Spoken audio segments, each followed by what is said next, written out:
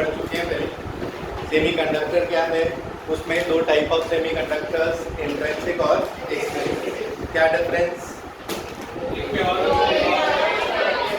Intrinsic है जो pure है। प्योर कौन से टाइप के मेटल से मतलब कौन से टाइप के एलिमेंट से बनता है? सिलिकॉन या जर्मेनियम का, जो कि टेट्रावेलेंट है। इसी से फिर हम पी टाइप या एन टाइप बनाते हैं। कैसे बनता है पी टाइप या एन टाइप?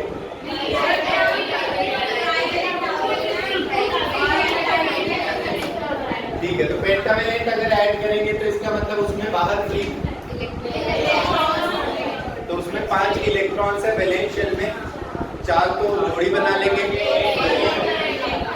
एक बच जाएगा जो कि अब आराम से घूमने जा सकता है। इसका मतलब कि पेंटावेलेंट ऐड करने से कौन सा बना, एन टाइप या पी टाइप? N type. क्यों कह रहे हैं हम एन टाइप? क्या ये नेगेटिवली चार्ज है? न्यूट्रल है। क्यों? क्योंकि टेट्रावेलेंट न्यूट्रल में पेंटावेलेंट न्यूट्रल ऐड करा है, वो तो एक इलेक्ट्रॉन एक्स्ट्रा है घूमने जाने के लिए, वैसे एक्स्ट्रा नहीं है। नंबर ऑफ प्रोटॉन्स और नंबर ऑफ इलेक्ट्रॉन्स बराबर है, घूमने जाने के लिए इलेक्ट्रॉन एक्स्ट्रा है क्योंकि 4 ने बॉन्ड बना लिया, एक एक्स्ट्रा था और वो जा सकता। तो majority charge carriers negative type है, इसलिए उसको एन टाइप बोलते हैं। जिसमें ट्राइवेलेंट डोपिंग करी तो उसमें क्या है भाई, इलेक्ट्रॉन कहीं पे चाहिए, होल बैठा हुआ है। ट्राइवेलेंट 3 तो हाथ जोड़ लिए, उसके पड़ोस में सिलिकॉन है या जर्मेनियम है, उसका एक इलेक्ट्रॉन बचा है, वो मंगा रहा है कि भैया एक इलेक्ट्रॉन तुम भी कहीं से ले आओ, तो हम तुमसे हाथ बांध दें, तो वो भी खोज रहा है कहीं से इलेक्ट्रॉन मिल जाए, तो इधर उधर से इलेक्ट्रॉन लाने की कोशिश कर रहा है। जो इलेक्ट्रॉन को दूर से अट्रैक्ट करना चाहता है वो क्या चीज हो गई, वहां पर एक इलेक्ट्रॉन की वैकेंसी टाइप हो गई, जिसको नाम क्या देते हैं? तो भैया वो होल। क्लियर है? फिर ये हो जाते हैं हमारे चार्ज कैरियर्स। इंट्रिंसिक में नंबर ऑफ होल्स और नंबर ऑफ इलेक्ट्रॉन्स फ्री जो है वो बराबर होते हैं। एक्सट्रिंसिक में जो एक मेजॉरिटी हो जाएंगे, दूसरे को हम बोलेंगे माइनॉरिटी। और इसी में एक फॉर्मूला बनता है जिसमें सवाल कभी कभी आ ही जाता है, Np इंटू मतलब Np क्या तो या NH into Ne equal to Ni। Ni मतलब इंट्रिंसिक में जितने चार्ज कैरियर थे उसका स्क्वायर इक्वल टू एक्सट्रिंसिक अगर आपने बना दिया है उसमें product of number of holes and number of electrons. Clear है? फिर ये पी टाइप और एन टाइप में ये तो सिंगल पढ़े। इसके बाद जो एक मेन काम की चीज हमने पढ़ी वो थी diode, PN junction diode. Same material में सिलिकॉन लिया, इधर से भी ट्राइवेलेंट की डोपिंग कर दी, इधर से पेंटावेलेंट की डोपिंग कर दी, तो इधर आ गया एन टाइप और इधर आ गया पी टाइप। जब एन टाइप और पी टाइप एक ही जगह पर होंगे तो बीच में क्या होगा भाई, बीच में डिप्लीशन लेयर बन जाएगी। और वहां पर क्या हो सकता है कि भैया क्यों बनी डिप्लीशन लेयर, क्योंकि जो एन टाइप था, this is an type, this is P type, ये मान लिया एक तरीके से ये बाउंड्री थी पहले। यहाँ पर ज्यादा नेगेटिव टाइप चार्जेस बैठे हुए हैं तो इलेक्ट्रॉन इधर जाते गए, और जब इलेक्ट्रॉन इधर जाते गए, ठीक है, तो यहाँ पर नेगेटिव चार्जेस आ गए और यहाँ पर पॉजिटिव चार्जेस आ गए। ये क्या है, ये फ्लो ऑफ इलेक्ट्रॉन्स है, इलेक्ट्रॉन्स इधर गए। इसका मतलब हम क्या कहेंगे, इसकी वजह से अगर इलेक्ट्रॉन इधर से इधर गए हैं तो करंट किधर गया, एन से पी या पी से एन? पी से एन। ये गया है करंट, ठीक है। ये एक टाइप ऑफ करंट फ्लो होना अपने आप स्टार्ट हो गया, अपने आप इधर जाने लगे। क्लियर? इसके साथ साथ लेकिन अभी यहाँ पर डिप्लीशन लेयर तो बननी शुरू हो गई, थोड़ी बहुत बन गई, थोड़ी बहुत डिप्लीशन लेयर बन गई, लेकिन अभी भी और क्या होगा, यहाँ से और इलेक्ट्रॉन इधर जा रहे हैं, और यहाँ पे वैसे क्या है, नेगेटिव चार्ज है, और यहाँ पर पॉजिटिव चार्ज। अच्छा, सेमीकंडक्टर्स की जो कंडक्टिविटी है वो किस रीजन की वजह से होती है, उसमें भाई सेमीकंडक्टर्स की कंडक्टिविटी हम कैसे बढ़ा सकते हैं,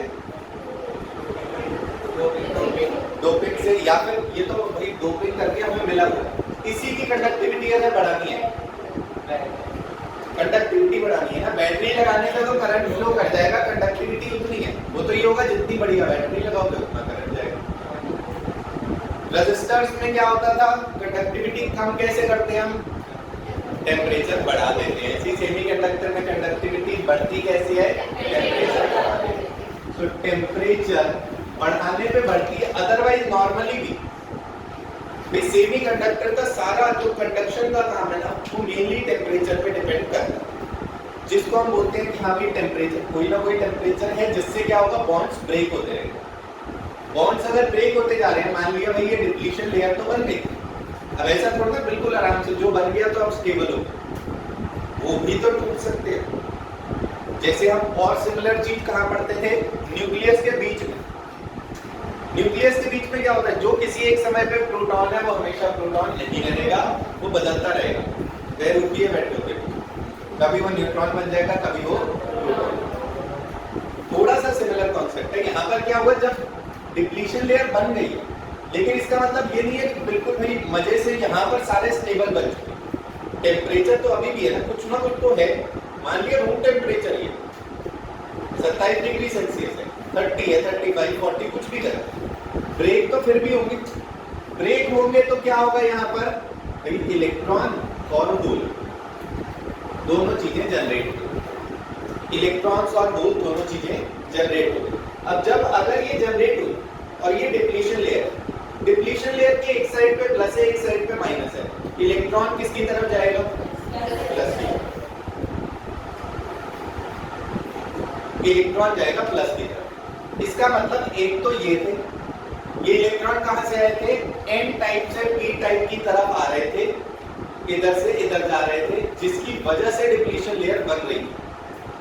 दूसरे टाइप के क्या है, डिप्लीशन लेयर के अंदर ही ड्यू टू एजिटेशन, या फिर हम कहते हैं ड्यू टू टेम्परेचर चेंज या due to maintenance of the temperature also, bonds are breaking, due to which free electrons बन गए और होल्स बन गए। इलेक्ट्रॉन किधर जाएंगे, इसकी तरफ। ये किस वजह से गए हैं, बिकॉज ये जो प्लस है और ये जो माइनस है, इसमें फील्ड किधर होगी, लेफ्ट से राइट या राइट से लेफ्ट, इलेक्ट्रिक फील्ड, हम इसको लेफ्ट बोलते हैं, तो इलेक्ट्रिक फील्ड इधर होगी, इलेक्ट्रिक फील्ड, जिसकी वजह से ये जो बीच में इलेक्ट्रॉन्स टूटे हैं, इलेक्ट्रॉन्स ये वाले किधर को फ्लो करेंगे, तो दो टाइप का आ गया हमारे पास। इन इलेक्ट्रॉन्स के फ्लो की वजह से क्या होगा, इधर करंट है, तो दोनों को नाम देना होगा। भाई ये टाइप का तो हम पहले भी देख चुके हैं। कंडक्टर्स में जो इलेक्ट्रिक करंट फ्लो करने की बात हम करते हैं, कंडक्टर्स में जो इलेक्ट्रिक करंट फ्लो करता है, कब करता है, जब कंडक्टर को हम एक बैटरी से लगाते हैं। बैटरी से लगाया तो क्या हुआ, कंडक्टर के एंड्स के अबाउट एक पोटेंशियल डिफरेंस है, एक इलेक्ट्रिक फील्ड है, जिसकी वजह से इलेक्ट्रॉन दौड़ते हुए इधर आते हैं। और उसी में एक जो इलेक्ट्रिक करंट में इलेक्ट्रॉन्स के मोशन की एक वेलोसिटी का नाम कुछ हम देते हैं, ड्रिफ्ट वेलोसिटी।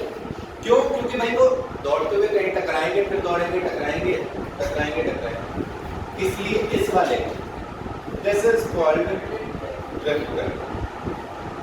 और यहाँ पर क्या हो रहा है, यहाँ पर हम कह रहे हैं एक तरीके से डिफ्यूजन हो रहा है। डिफ्यूजन क्या होता है, एक जगह पे बहुत सारी चीजें और हर जगह फैलना चाहती है, so this is diffusion current.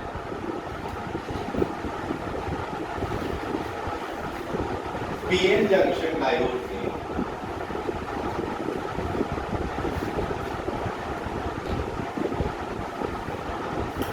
दोनों टाइप के करंट होंगे। अब अगर आपको कहा जाए भाई टाइम के साथ बताओ जी करंट की वैल्यू, इसमें से कौन सा करंट आएगा पहले, डिफ्यूजन या ड्रिफ्ट, पहले डिफ्यूजन करंट आएगा। और टाइम के साथ क्या होगा, डिफ्यूजन करंट बढ़ेगा, कम होगा या कांस्टेंट, डिफ्यूजन करंट। सोचना है प्रवीण भैया, सोचना है, देखो इधर डिफ्यूजन करंट क्यों था, पहले तो दोनों जगह, इधर बहुत सारे इलेक्ट्रॉन्स थे, इधर बहुत सारे होल्स थे जो इलेक्ट्रॉन को बुला रहे हैं, तो इलेक्ट्रॉन आने लगे। अब थोड़े बहुत इलेक्ट्रॉन्स यहाँ आ चुके हैं, तो दूसरे को रोक भी तो रहे होंगे ना, तो भैया और बताओ, अब बहुत आगे जाकर, जैसे यहाँ क्लास नहीं होता, जब 30 बच्चे आ जाते हैं, उसके बाद ठीक है। तो इसका मतलब क्या होगा, डिफ्यूजन करंट है, और वो क्या होगा, टाइम के साथ कम होगा। एंड दूसरा, जैसे जैसे डिफ्यूजन करंट कम हो रहा है, क्यों हो रहा है, क्योंकि इधर इलेक्ट्रॉन आते जा रहे हैं, जितने इलेक्ट्रॉन आते जाएंगे उतनी इलेक्ट्रिक फील्ड बढ़ती जाएगी, जितनी इलेक्ट्रिक फील्ड बढ़ती जाएगी ड्रिफ्ट करंट उतना ही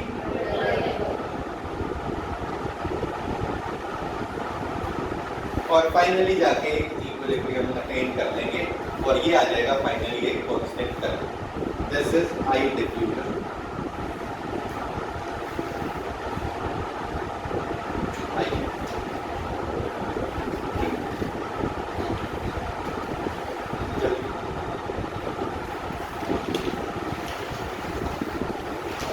इतना क्लियर हो गया सब?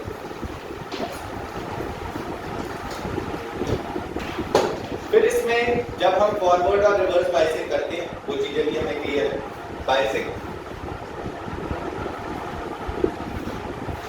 फॉरवर्ड बायसिंग का मतलब क्या है कि हमने अगर ये पी टाइप की तरह लगाया जो डायग्राम में सेम ही चलते जाते हैं, अगर ये एन टाइप और पी टाइप है बीच में एक डिप्लीशन लेयर बन गई। डिप्लीशन लेयर के अबाउट कुछ ना कुछ, क्योंकि यहाँ पर तो आके बैठ गए कौन, नेगेटिव्स, यहाँ पर आके बैठ गए पॉजिटिव्स, जिसकी वजह से यहाँ पर एक पोटेंशियल डिफरेंस होगा डेल्टा वी। इस पोटेंशियल डिफरेंस को क्या नाम देते हैं, बैरियर।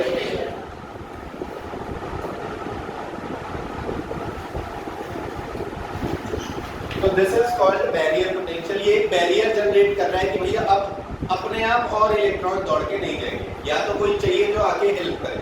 कौन हेल्प कर सकता है इनको, बैटरी लगाएंगे हम उसके लिए। तो फॉरवर्ड बायसिंग मतलब अब इसको अगर हम एन पे लगा दें और इसको पॉजिटिव पे लगा दें, नेगेटिव क्या करेगा, इधर से इलेक्ट्रॉन भेजेगा। अगर यहाँ पे पॉजिटिव था, ये पॉजिटिव क्यों बना था भैया, दीपांशु बताएंगे।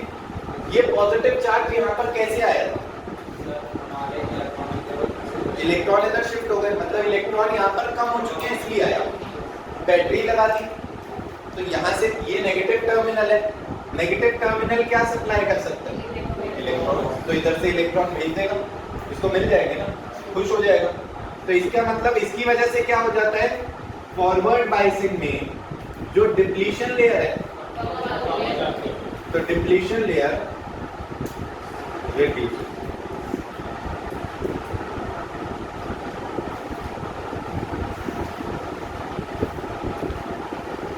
अच्छा, डिप्लीशन लेयर की जो डिप्लीशन लेयर की थिकनेस है वो कम हो गई, क्लियर है, फॉरवर्ड बायसिंग में ऐसे। और साथ ही साथ में हम अगर रेजिस्टेंस की बात करें, रेजिस्टेंस की बात, चलो ग्राफ के बाद ही करते हैं। ग्राफ हमने देख लिया था फॉरवर्ड बायसिंग के लिए। ग्राफ कैसा बनेगा भाई, शुरू में तो बहुत ही थोड़ी सी वैल्यू आ रही है, थोड़ी सी वैल्यू आ रही है, कोई बात नहीं, कोई बात नहीं। और यहाँ पर क्या बन जाएगा, एक शेप नी पोटेंशियल बोलते हैं, ठीक है, नी पोटेंशियल बोलते हैं। ये ग्राफ किस किस के बीच में बनाया हमने, आई और वी के बीच। वी किसका है, बैटरी का पोटेंशियल डिफरेंस जितना बढ़ाते जाएंगे करंट उतना बढ़ता जाएगा, लेकिन इसके बाद, इससे पहले ऐसा नहीं था। yes. तो हम अगर इसमें रेजिस्टेंस निकालना चाहें, क्या इसमें भी V इक्वल टू IR लगा सकते हैं, बैरियर पोटेंशियल के बाद तो लगा सकते हैं। इसका मतलब भाई स्लोप क्या है, मान लिया अगर स्लोप पूछी जाए, दो टाइप के अगर मैं ग्राफ बनाऊं, एक ये और दूसरा मान लिया यहां से बनाया, स्लोप निकालनी हो दोनों में, this is I, this is V, this is I, this is V. पहले वाले में तो स्लोप निकालने के लिए आप क्या कर सकते हैं, देखिए स्लोप क्या होता है, tan theta perpendicular by base. Perpendicular पे कौन सी क्वांटिटी आ रही है, करंट, और बेस पे, इसका मतलब इसमें तो R आ सकता है easily, R is equal to I by V आ जाएगा। और अगर delta I by delta V करना है तब भी आ जाएगा।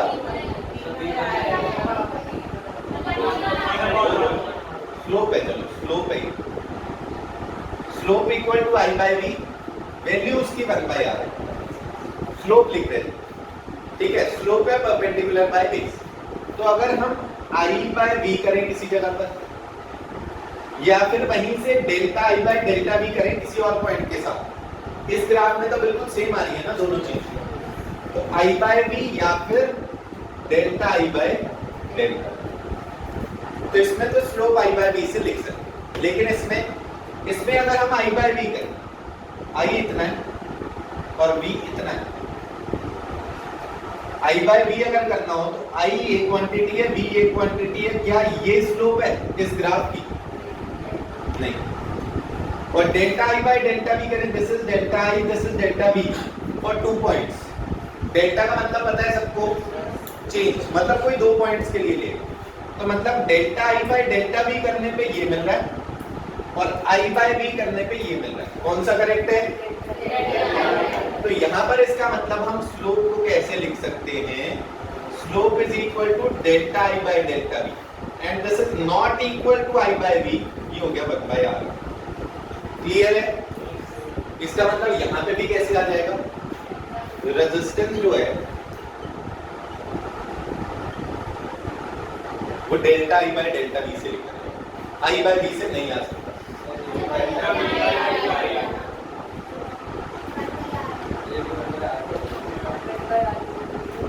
पहले स्लोप सही लिखा तो वो यहाँ पे नहीं बन रहा है।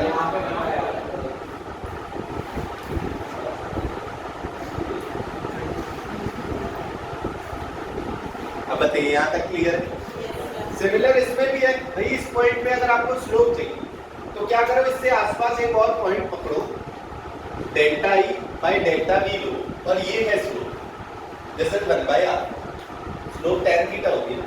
आई बाय बी करोगे तो नहीं आएगी, आई इतना है, बी इतना है, तब ये एंगल आएगा। क्या ये एंगल हमारे किसी काम का है?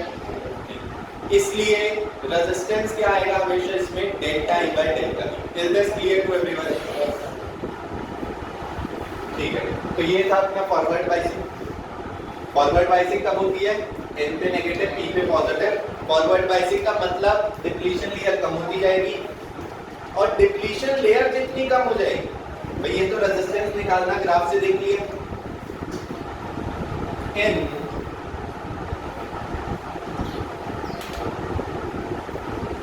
Forward biasing depletion layer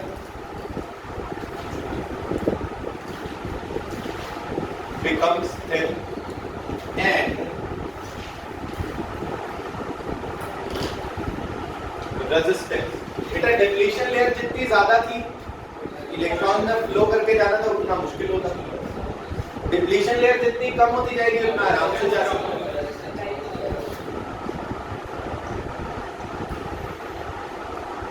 Is this clear to everyone? ठीक है भाई, दूसरा आता था अपना कौन सी biasing? Reverse biasing.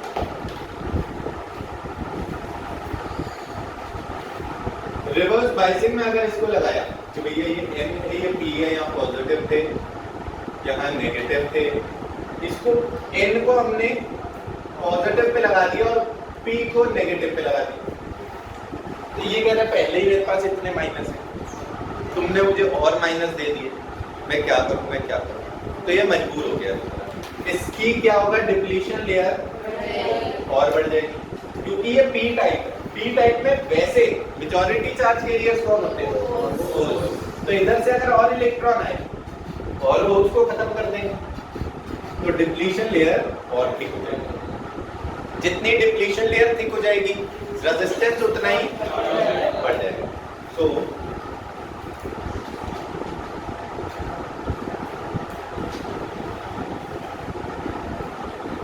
Depletion layer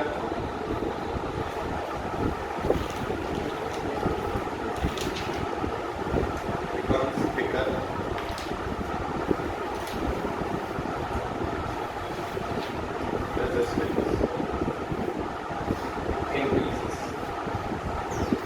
forward biasing में हमने करंट का ये पूरा ग्राफ देख लिया बढ़िया से, ये पहले नहीं जा रहा था, पर ये ना देखो बिल्कुल जीरो भी नहीं रखते, थोड़ा बहुत जा रहा होता है। क्यों थोड़ा बहुत? क्योंकि ये तो हम अभी यहाँ पे किनको देख रहे हैं? ओनली मेजॉरिटी चार्ज के लिए, माइनॉरिटी वाले तो अपने आप मर्जी से जा ही सकते, उसकी वजह से ये। सिमिलर रिवर्स बाइसिंग में भी आता है।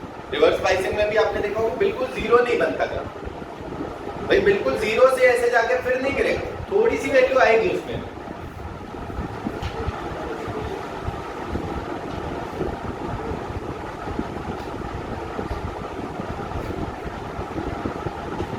ये थोड़ी सी वैल्यू किसकी वजह से है? Minority charge.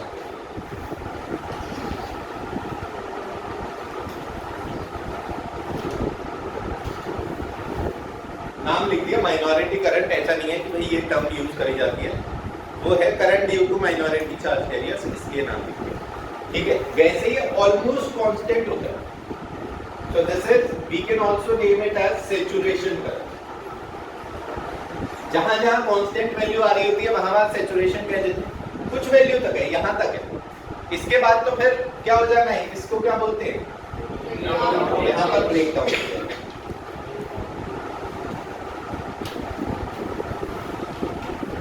इतना सभी को क्लियर है?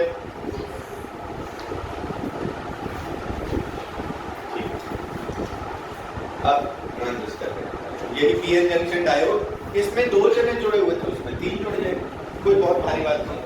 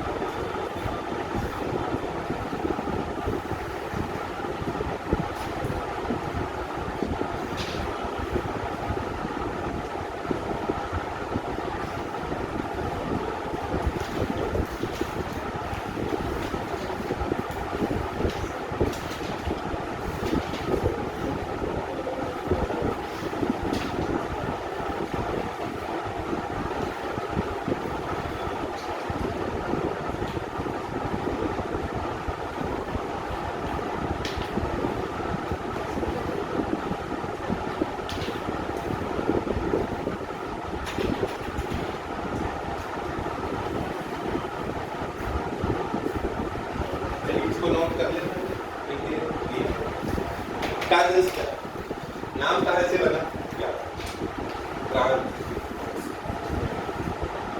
ट्रांसफर ऑफ करंट तो कंडक्टर में भी होता है, यहां पर हो रहा है transfer of current and resistor, resistance भी शिफ्ट हो जा रही है, ट्रांसफर हो जा रही है। चलिए तो कहानी बता रहे, रेजिस्टेंस कहां से ट्रांसफर होगी, तो कोई भारी चीज नहीं है, पहले हम कॉन्सेप्ट को समझ लेते हैं, अपने आप यहां तक पहुंचे। तो इसमें क्या करा जाता है, जैसे अभी तक पीएन जंक्शन डायोड बनाया, वो डायोड है, यहाँ पर 3 जोड़ दिए, ठीक है, डायोड के।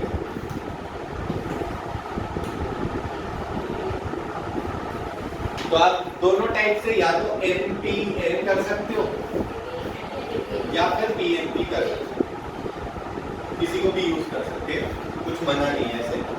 मेनली जो इधर कॉर्नर पे है वो उधर कॉर्नर पे है, बीच में डिफरेंट हो जाए, ताकि हमारे पास 2 जंक्शन मिल जाए, जंक्शन 1 जंक्शन, ऐसे ये 2 जंक्शन बना दिए, ठीक है। इनकी नेमिंग करी जाती है। मेन चीज हमारा काम ये है, इधर से करंट अगर आए तो इधर पहुंच जाए, करंट एक एंड से चलाना है, दूसरे एंड तक पहुंचाना है, ठीक है। हम ऐसे ही सेमीकंडक्टर और ये डिवाइसेस पढ़ते रहे तो खास करंट हमारे सिलेबस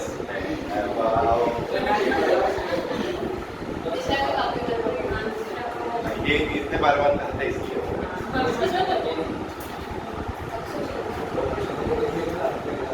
जितने भी इलेक्ट्रॉनिक डिवाइसेस हैं सभी में यूज आता है।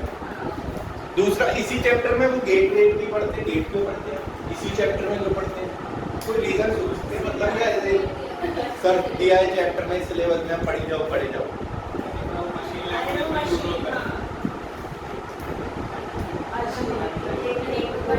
ठीक बात है, मशीन लैंग्वेज में यूज होता है, सेमीकंडक्टर में क्यों पढ़ते हो? सेमीकंडक्टर्स हम यूज कर रहे हैं हर इलेक्ट्रॉनिक डिवाइसेस में, इलेक्ट्रॉनिक डिवाइसेस में हम मोस्टली ऐसा नहीं चाहते हैं कि भाई अमाउंट ऑफ करंट बढ़ना या कम होना चाहिए। हम चाहते हैं या तो करंट जाए या बिल्कुल ना जाए, इनमें से कुछ एक चाहते हैं। करंट जाए मतलब 1, करंट ना जाए मतलब 0। इसलिए वो गेट्स भी हमने यहाँ सेमीकंडक्टर में इसलिए पीएन जंक्शन डायोड फिट करा कि भाई फॉरवर्ड बायसिंग जाए, रिवर्स बायसिंग ना जाए। ठीक है, ये इसका मेन काम एक एम्पलीफायर का काम है। ट्रांजिस्टर मेनली एम्पलीफायर डिजाइन करने के लिए पढ़ते हैं, इसलिए बीच में एम्पलीफिकेशन फैक्टर, करंट गेन, कुछ चीज गेन होनी चाहिए। जितना इनपुट जा रहा है सिमिलर रेशियो में आउटपुट कुछ टाइम्स आ रहा है। भाई मान लिया अगर 1 मिली एम्पियर करंट गया है, आउटपुट आ जाए 100 मिली एम्पियर। बैटरीज लगाई हुई है, ऐसा नहीं बढ़ के आ जा रहा है। तो अगर मैंने इसको 1 से 2 करा तो ये 100 से 200 हो, इसको 2 से 5 करा तो ये 200 से 500 हो जाए। एम्पलीफिकेशन का यही मीनिंग है कि भैया अगर हम, क्योंकि लाउड स्पीकर तो लगे हुए हैं, जैसी वॉइस आएगी स्पीकर भी तो उतने टाइम्स बढ़ाएगा। आप जितनी वॉल्यूम में बोल रहे हो उसने कुछ बढ़ा के तो भेजी हुई है, आपने अपनी वॉल्यूम डबल करी, वो भी तो डबल करना चाहिए। एम्पलीफायर का यही काम है ना, ऐसा थोड़ी होता है माइक लगा है, स्पीकर लगा है, सीधी आवाज जा रही है। बीच में एम्पलीफायर होता है, वो इसको इंक्रीज कर रहा है। क्लियर है? तो यहाँ पर हमने एम्पलीफिकेशन के लिए वो कैसे होगा थोड़ी से टाइम में अभी समझ आएगा। पहले तो फंक्शनिंग क्या कर रहे हैं हम, एनपीएन जोड़ दिया, 3 नाम दिए, तीनों को एक एक नाम, क्या क्या थोड़ा बहुत तो पढ़ लिया। ये जो 3 जगह बनी है एनपीएन, पहला, दूसरा और तीसरा, इनको कोई कोई नाम देते हैं। हाँ, एमिटर, बेस और collector.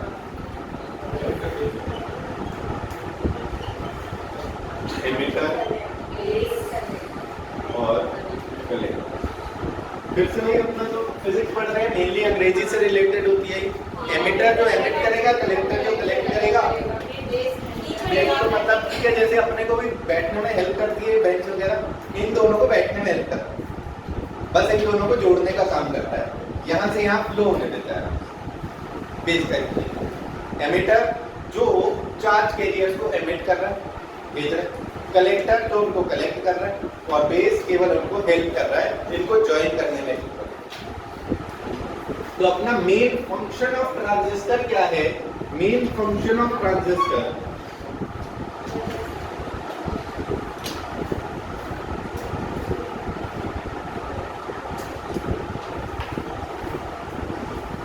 is to flow charge carriers कहां से कहां तक?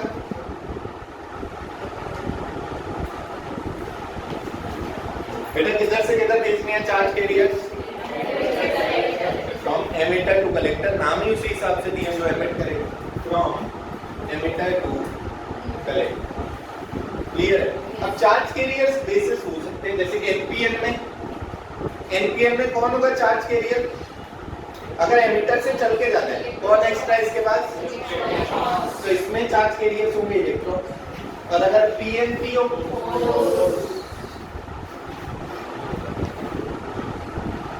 एनपीएन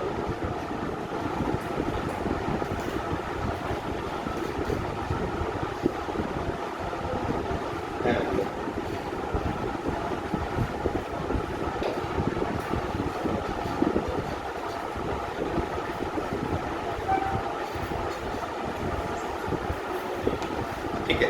अब इलेक्ट्रॉन्स या फिर होल्स जो भी है, चार्ज कैरियर्स निकलने कहां से हैं? एमिटर से निकलने। तो एमिटर के पास बहुत सारे होने चाहिए पहली बात। मतलब अगर आप डोपिंग की बात करें, डोपिंग किसमें ज्यादा होनी चाहिए? एमिटर में ही, कलेक्टर में? जिसने वही चार्ज कैरियर भेजने हैं उसमें ज्यादा होनी चाहिए डोपिंग। और कलेक्टर में डोपिंग कम होनी चाहिए, मॉडरेट रख सकते हैं। और कलेक्टर के पास जगह तो इतनी सारी होनी चाहिए कि इधर से जो है वो सब बैठ जाए वहां जाके। तो इसका मतलब अगर हम साइज के हिसाब से बनाएं तो ये इस तरह एमिटर, बेस, भाई बेस का तो कोई काम ही नहीं, दोनों को ज्वाइन करना है ना, पतला सा हो जाएगा। ठीक है, तो तीनों लोग के बारे में एमिटर का काम क्या है? चार्ज कैरियर्स को एमिट करना, भेजना। डोपिंग इसकी कैसी होगी? हाईली हो। साइज कैसा होगा? मॉडरेट कैसा? ठीक है। बेस में डोपिंग भी अपने को ज्यादा नहीं चाहिए, डोपिंग भी कम होगी, साइज भी कम है, थिन है। हाँ इसमें साइज ज्यादा, डोपिंग हम मॉडरेट कह सकते हैं, डोपिंग मॉडरेट कह सकते हैं। इसका तो खास कोई काम ही नहीं है, डोपिंग करने की जरूरत नहीं थी, फालतू का खर्चा ही। बेस ठीक है, एमिटर, बेस और collector.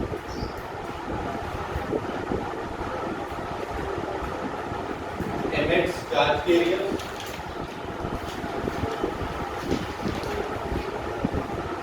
highly doped, moderate size. Size मतलब थिकनेस की बात है।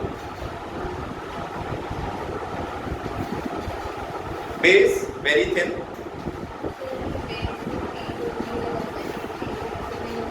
क्या चीज?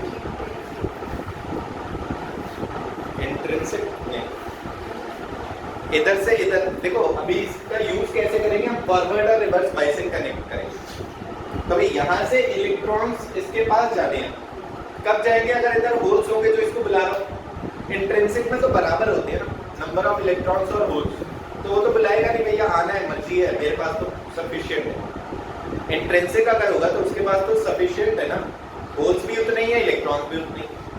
पी लगाया तो इसके पास होल ज्यादा है, तो इलेक्ट्रॉन्स को बुलाने का काम तो कर ही लेगा, बाकी हम आगे भेजने का काम दूसरी बैटरी के थ्रू करा लेंगे।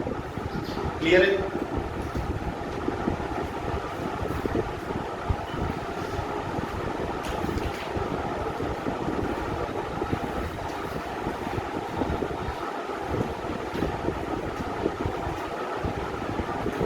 दूसरा, डोपिंग इसकी कैसी है?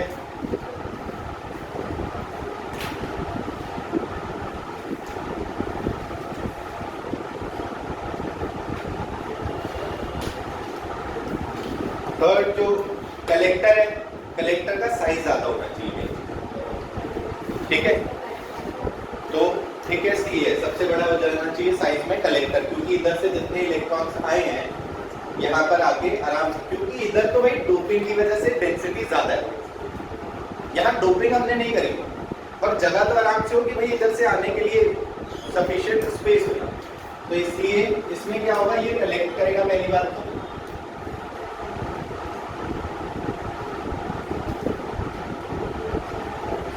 Collect charge carriers, moderate doping and maximum thickness.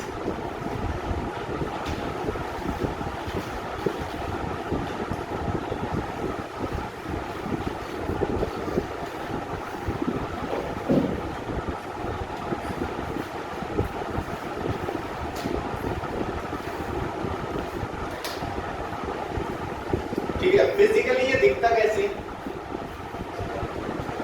जैसे ये सिलेंडर है और 3 टांगे हैं ऐसे, एक सिलेंडर 3 टांगे, 2 गियर ट्रांजिस्टर।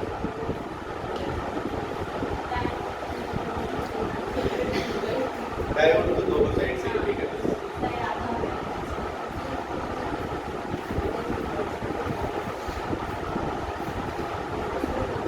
सर्किट में कैसे दिखाना है?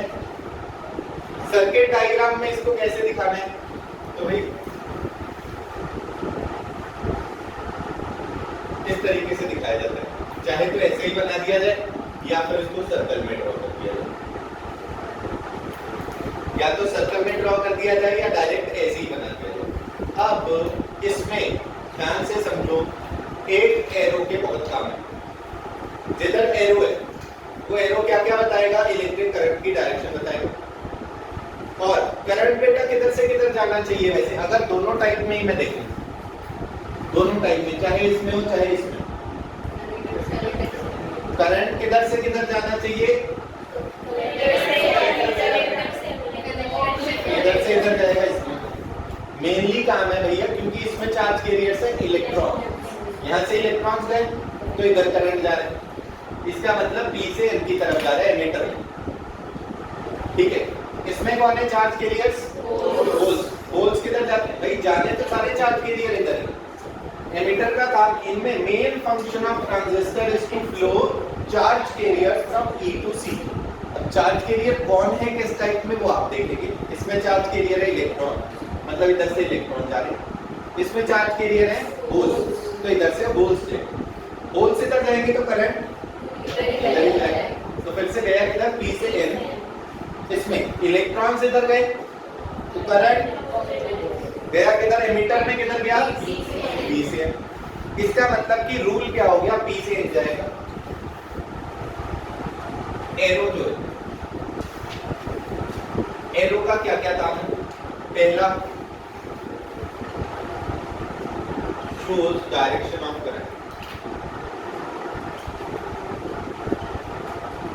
और हम इसको ड्रॉ केवल एमिटर वाली साइड करते हैं। पता तो लगे डायग्राम में कैसे पता कौन एमिटर कौन कलेक्टर, कोई कोई ऐसे रखा ऐसे रखो, इसी को ऐसे रख दो पता लग जाएगा।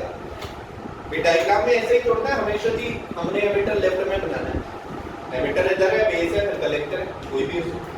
तो सर्किट डायग्राम में हमेशा एरो बना होता है एमिटर। एरो बनाने का मतलब एमिटर हो जाएगा, तो ये बेस हो जाएगा, ये कलेक्टर हो जाएगा। इतना तो हमें पता है कि सीक्वेंस में होने चाहिए। एरो से क्लियर होगा, तो एरो इज ड्रॉन ऑन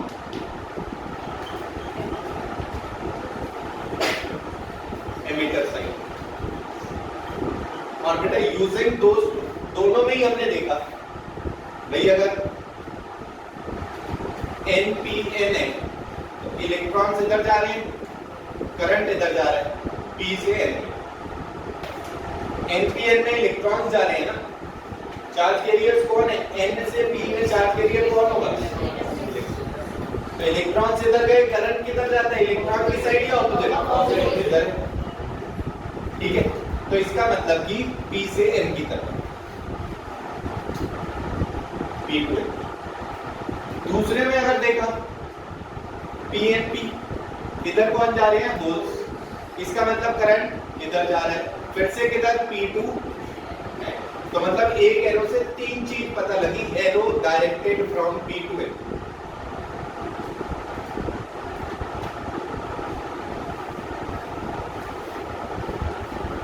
मतलब कि अगर इतना सा सर्किट केवल आपको भाई, बस हमने एरो ही तो बनाया था, जैसे यहाँ पे ही अगर हो जाए,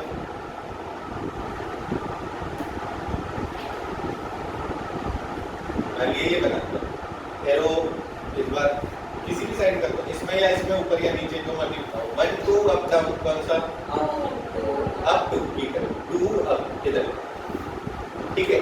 और इसका मतलब ये क्या है, एमिटर है, ये बेस है और ये कलेक्टर है, और जाता किधर से किधर है, तो मतलब कि ये P है, ये N है, ये तो NPN टाइप है, ये एमिटर, ये बेस, ये कलेक्टर। कैसे पहचाना जाता है, ट्रांजिस्टर सर्किट में कैसे लिखा है, एक एरो से सारा पता लग गया, क्लियर है इतना, ठीक। अब अपनी फंक्शनिंग क्या है, ट्रांजिस्टर का सबसे मेन काम क्या है, main function of transistor is to flow charge carriers from emitter to collector. तो पहले तो एमिटर से बेस में जाने के लिए बायसिंग कैसी करते, जैसे अगर NPN ही ले लिया एग्जांपल, अगर हम कह रहे हैं NPN, अब वर्किंग एंड सर्किट,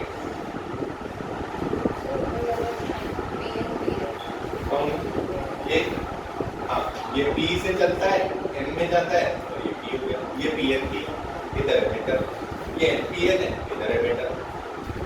भाई इस पे भी आ जाते हैं, नीट में तो आ ही जाते हैं, केवल इतनी चीज पे फोटो बना दी, बताओ भाई कौन सा टाइप का है, NPN है या PNP है, कॉमन क्या है, कॉमन अभी आगे टर्म्स यूज होगी।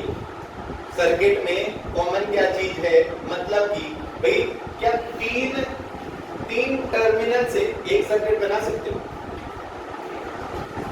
भाई जैसे रेजिस्टेंस होता है, उसके दो साइड होती थी ना, तो एक सर्किट में जोड़ दिया, डायोड था, दो साइड थी, एक सर्किट में जोड़ दिया, इसकी तो तीन टर्मिनल्स है, तो इसमें एक सर्किट तो पॉसिबल ही नहीं, भाई इधर से करंट आएगा, कहां से जाएगा, तो इसलिए इसमें हमेशा दो सर्किट होंगे।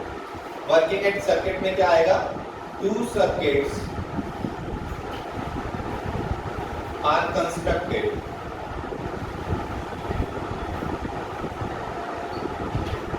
with any one part common। तीनों में से कोई भी एक चीज कॉमन रखनी करके, या तो कॉमन एमिटर होगा, कॉमन बेस होगा, या फिर कॉमन कलेक्टर। क्लियर है? सिलेबस में केवल ये अपनों ने ओनली कॉमन एमिटर में ही ज्यादा डिटेल में पढ़ना है, बाकी के सर्किट वगैरह देख लेंगे, कोई इतना मुश्किल चीज नहीं। तो ये हमें पता लग गया 3 टर्म वाला जो ये इंसान है वो है ट्रांजिस्टर, उसमें तीनों के अलग अलग नाम दे दिए, तीनों के फंक्शनिंग क्या है, तीनों में डोपिंग साइज इसके बारे में पता लग गया। अब भाई करंट एक जगह से चलाना हम शुरू करेंगे अगर, तो पहले तो जिधर से दौड़ाना शुरू करना है वहां तो फॉरवर्ड रखना ही पड़ेगा, आगे की कहानी देखिए। चलिए इतना पहले नोट कर दो तो चलेगा।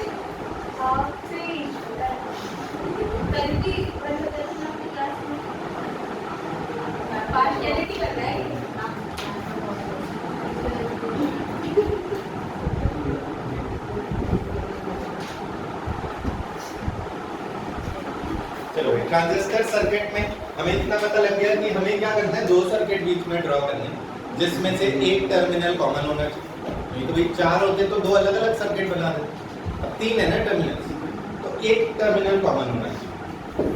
तो भाई तीन टाइप के पॉसिबिलिटीज होते हैं, कॉमन एमिटर, कॉमन बेस या कॉमन कलेक्टर। तो पहले तो हम एक नॉर्मल कोई भी एक सर्किट बना के देख लेते हैं कि ये कॉमन बना के कैसे करना है। This is a diode, let's say NPN है,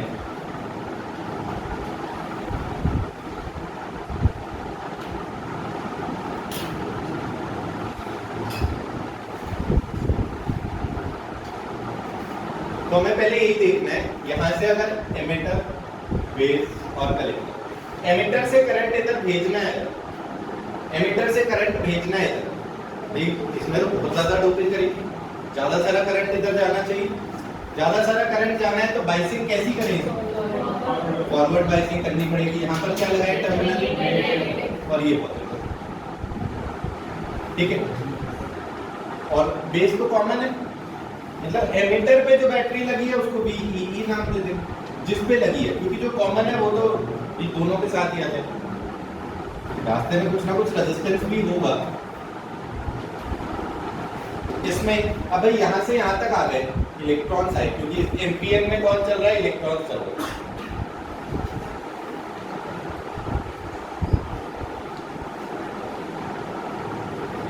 P में क्या चीज है मेजॉरिटी में, लेकिन P है ही छोटू सा, कितने होल होंगे भाई, इलेक्ट्रॉन अगर आ भी गए, मान लिया हमने 5 इलेक्ट्रॉन भेज दिए, होल्स तो थोड़े से नहीं, 2 है मान लो, 2 होल्स है, तो 2 के साथ तो कंबाइन कर गया, बाकी यहाँ पर एक्स्ट्रा बचे इलेक्ट्रॉन।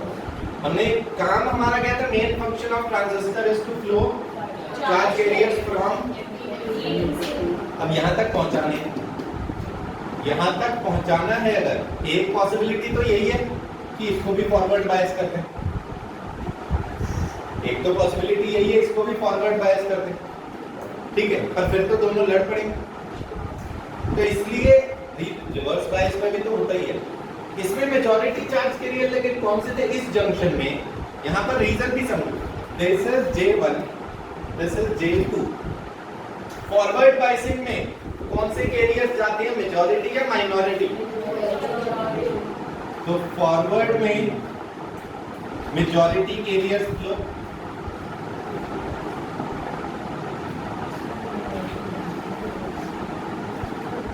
इसका मतलब पहले इस वाले को तो फॉरवर्ड ही करना था, क्योंकि हमें इस पूरे में इलेक्ट्रॉन्स चलेंगे, इलेक्ट्रॉन्स यहां से यहां आ गए। तो रिवर्स में क्या होता है,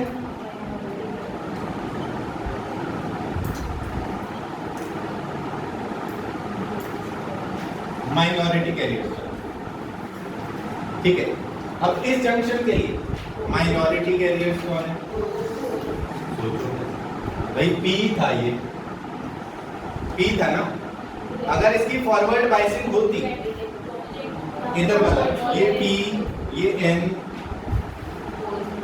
पी में वैसे ज्यादा कौन होती है फॉरवर्ड बाइसिंग में, मतलब इसके लिए मेजॉरिटी कौन है, मेजॉरिटी एक्चुअल में होल्स है, और माइनॉरिटी कौन है कि इसके खुद के पास नहीं होते थे, पर इधर से फालतू आ गए, जितने आते जाएंगे ज्यादातर आगे भेजता जाएगा, यही होगा ना। देखो यहां पर अगर हम फॉरवर्ड कर देते तो कौन जाते, होल्स आगे जाते। होल्स हमने, इसकी डोपिंग कैसी रखी है, बेस की डोपिंग कैसी है, बहुत लो है, और रखा भी बहुत थिन है, मतलब हमें पहले से ही डिसाइडेड था होल्स तो हमने भेजने ही नहीं, इलेक्ट्रॉन आएंगे कुछ होल खत्म कर देंगे, बाकी के इलेक्ट्रॉन्स को आगे पहुंचाना है, उसी चार्ज कैरियर को आगे तक पहुंचाना है। तो इसका मतलब यहां पर कौन सी बाइसिंग, रिवर्स बाइसिंग, मतलब इस पे कौन सा टर्मिनल लगाएंगे, और रिवर्स बाइसिंग ज्यादा सारी चाहिए, कम से कम सैचुरेशन तक का तो आए करंट, नहीं तो सैचुरेशन का भी नहीं आएगा। सो ये हमारा विद रीजन यहां पर फॉरवर्ड बाइसिंग, यहां पर रिवर्स बाइसिंग। मेन फंक्शन क्या आता है, एमिटर से कलेक्टर तक करंट पहुंचाना, उस फंक्शन के लिए आपको हमेशा एमिटर से बेस, एमिटर से बेस हमेशा फॉरवर्ड बायस होना ही चाहिए, एंड उसके बाद बेस से कलेक्टर हमेशा रिवर्स बायस होना चाहिए, तभी चार्ज कैरियर्स इधर से इधर जाएंगे। Is this clear to everyone? तो ये रीजन के साथ हमें पता लगा, आ गया समझ? ठीक है, अब इसमें करंट के बारे में हम देखते हैं।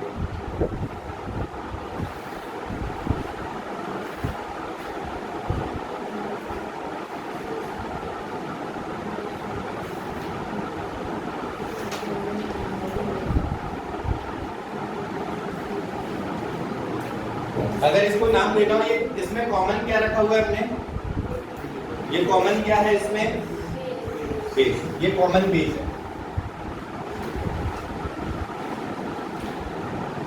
ठीक है।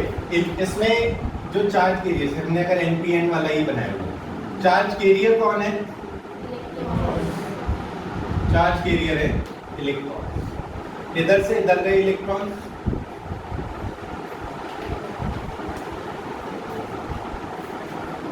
यहां से यहां पर इलेक्ट्रॉन्स गए, ठीक है, जिसमें से कुछ तो है होल से कंबाइन हो गए, और बाकी के इलेक्ट्रॉन्स आगे बात हो, इलेक्ट्रॉन्स इधर जा रहे हैं, मतलब करंट किधर जा रहा है, लेफ्ट से राइट या राइट से लेफ्ट, तो इधर से करंट आ रहा है, इधर से बाहर आ रहा है, क्लियर? इसका भी कुछ ना कुछ काम तो आएगा भाई, क्योंकि इसके अंदर आके दो इलेक्ट्रॉन अगर बैठ गए तो ये तो चार्ज रह जाएगा। जब अच्छी खासी बैटरी अवेलेबल है, चाहे पॉजिटिव चाहे नेगेटिव, किसी से मर्जी कोई भी चार्ज खींच सकता है, तो चार्ज तो नहीं रहना चाहिए।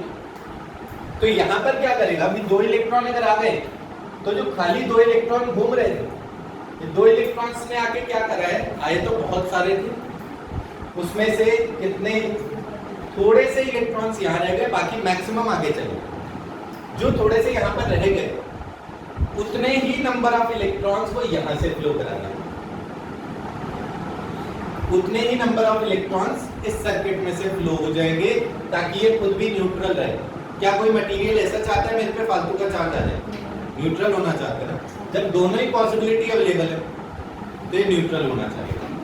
तो इसलिए इलेक्ट्रॉन्स इधर, देखो इलेक्ट्रॉन्स इधर आए, इलेक्ट्रॉन्स इधर गए और इलेक्ट्रॉन्स इधर गए। एग्जाम्पल भी बता दे रहे कितने अप्रॉक्स 100 इलेक्ट्रॉन अगर आए हैं इसमें, उसमें से 2 इधर चले गए, बाकी 98 इधर चले गए। एक एग्जाम्पल लिया, वैल्यू भी अप्रॉक्स इतनी आती है, ये 1 to 5 होता है, ये 95 to 99, ठीक है। ये इलेक्ट्रॉन्स गए, मतलब कि इसमें करंट ऊपर को, ये कौन था, बेस, तो इसको क्या कहेंगे, आईपी, बेस करंट। ये था कलेक्टर, IC और ये है IE। क्या कोई इनके बीच में रिजल्ट बन रहा है? कोई दो ऐड करके तीसरा मिल सकता है? क्योंकि टोटल इलेक्ट्रॉन तो ये थे। यस, अंडरस्टूड, क्लियर है इतना सभी को? ठीक है, इसमें से भी वैल्यूज भी बता दे रहे हैं। जो IB है approx 1 to 5% of IE, IC approx 95 to 99% of IE। Emitter में से 1 से 5% इधर चला जाएगा, बाकी 95 to 99% आगे चला जाएगा। अंडरस्टूड? दो टर्मिनोलॉजीज अल्फा और बीटा। अल्फा और बीटा। अल्फा इसमें से कितना फ्रैक्शन आगे चला गया? That is IC by IE। Alpha है कितना फ्रैक्शन आगे चला गया? बीटा है दिस बाय दिस।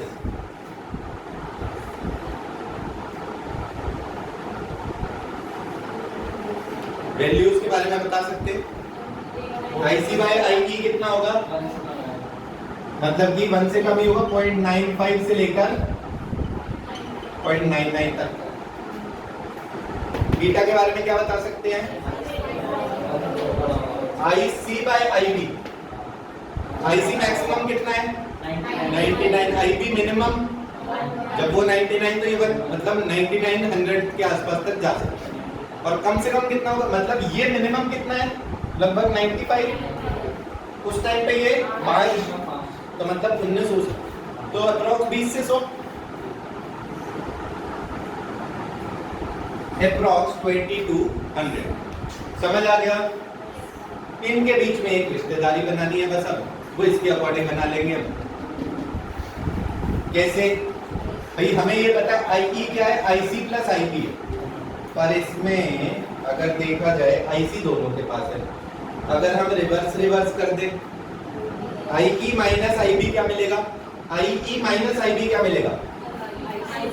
IC मिलेगा। IE minus IB equal to IC। ठीक है भाई, इसका मतलब IE माइनस IB अगर हम करना चाहते हैं तो क्या करें? 1 बाय अल्फा कर दो माइनस 1 बाय बीटा कर दो, करके देखते हैं क्या मिल रहा है। 1 by alpha minus 1 by beta क्या मिल रहा है? IE by IC minus IB by equal to आ गया IE माइनस IB अपॉन ये IE माइनस IB कितना होता है? तो IC बाय IC। इसका मतलब ये रिजल्ट है 1 by alpha minus 1 by beta equal to 1।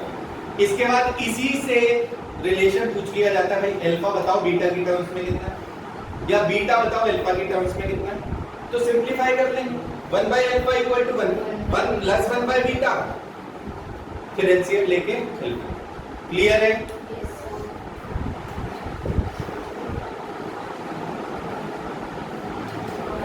निकाल लेंगे ये अपने आप। चलो भाई लिखना शुरू करो।